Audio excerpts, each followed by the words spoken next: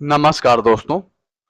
आज बात करेंगे पेंशनभोगी दिव्यांग और सीनियर सिटीजन के लिए केंद्र सरकार का बड़ा फैसला क्या है।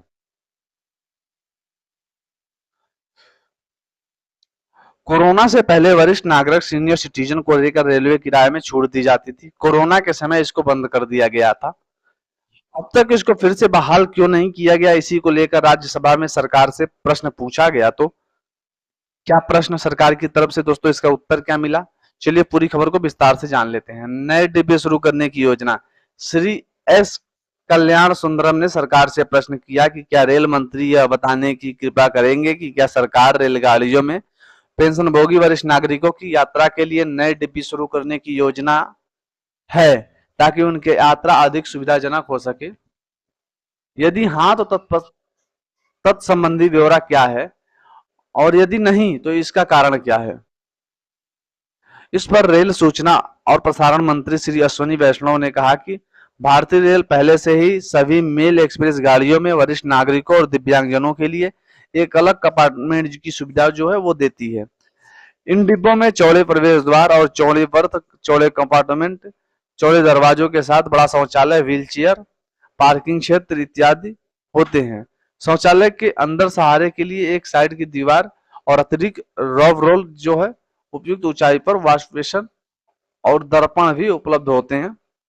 वंदे भारत ट्रेनों में दोस्तों यह सुविधा मिलती है। इसके साथ ही रेल मंत्री ने कहा कि सभी वंदे भारत गाड़ियों में दोनों छोर पर ड्राइविंग सवारी दोनों डिब्बों में दिव्यांग और वरिष्ठ नागरिकों के लिए स्वचालित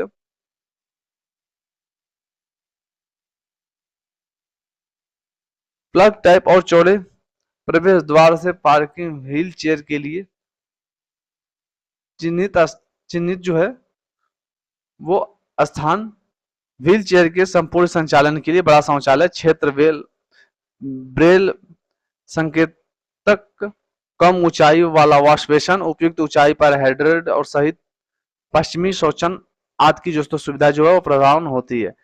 अगर सीनियर सिटीजन को रेलवे किराए में दोस्तों रियायत। आगे श्री एस कल्याण ने सरकार से प्रश्न पूछा कि सरकार ने वरिष्ठ नागरिकों की रियायत को वापस क्यों लिया, इसका क्या कारण है, वरिष्ठ नागरिकों की रियायत कब से फिर शुरू की जाएगी, इसी को संभावित तिथि क्या है, तत्पश्चात ब्यौरा क्या है। इसी को लेकर रेल मंत्री ने कहा कि वरिष्ठ नागरिक रियायत कोरोना के बाद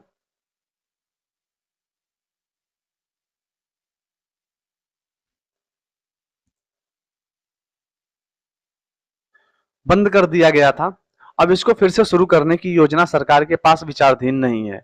इसके साथ उन्होंने यह कहा कि भारतीय रेलवे समाज के सभी वर्गों को काफी किफायती सेवाएं प्रदान करने का प्रयास करता है और 2022 से 23 में यात्री टिकट पर 56,993 करोड़ रुपए की सब्सिडी दी गई है। यह रेल में यात्रा करने वाले प्रत्येक व्यक्ति की औसत 46% रियायत के बराबर है। यह सब्सिडी सभी यात्रियों के लिए जारी है। ट्रेनों में इसके अलावा आरक्षण है। इसके अलावा रेल मंत्री ने कहा कि इन सब्सिडी से परे रियायत कई श्रेणियों में जैसे विकलांग व्यक्ति, दिव्यांग की श्रेणियों में रोगियों को 11 श्रेणियों और छात्र की 8 श्रेणियों के लिए जारी है। फिलहाल दोस्तों क्या कुछ नया नोटिफिकेशन आता है, मिलते हैं नए वीडियो में। Thank you.